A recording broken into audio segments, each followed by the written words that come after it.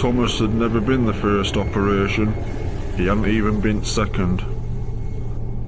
What shed number 17 contained was evidence of several attempts to create a tank engine with Thomas's DNA.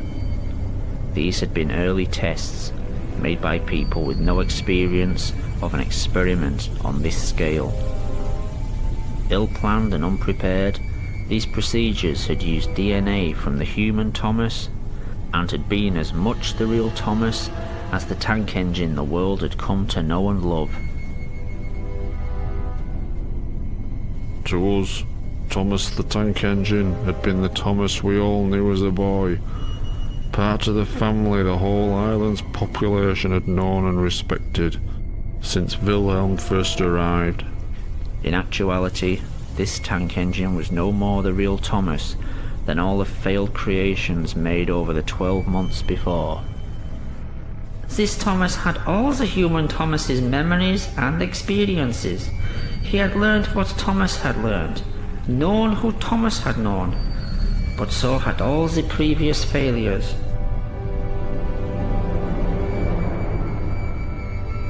Wilhelm and Hans Goetze had to learn through trial and error how to bring their Thomas back from the dead. The following experiments had not had the same work put into them, resulting in the freak engines and aircraft that had developed so many problems on Sodor Island and around the world. In Shed 17, Thomas wouldn't discover who he was, but in fact, who he wasn't.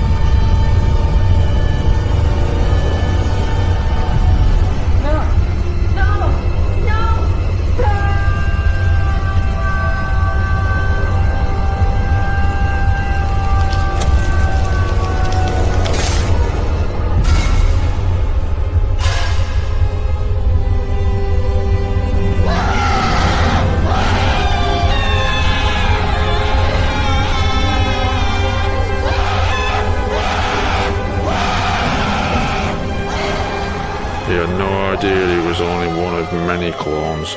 None of us did. But I guess as time passed, we stopped asking all the questions we had at first. We were just glad our friend was back with us. He could work for us. He became our servant in a way. Someone who drew in the crowds, helped create jobs, was eager to work. Thomas always thought of us as his friends. Sadly, over time we came to think of him as just really useful.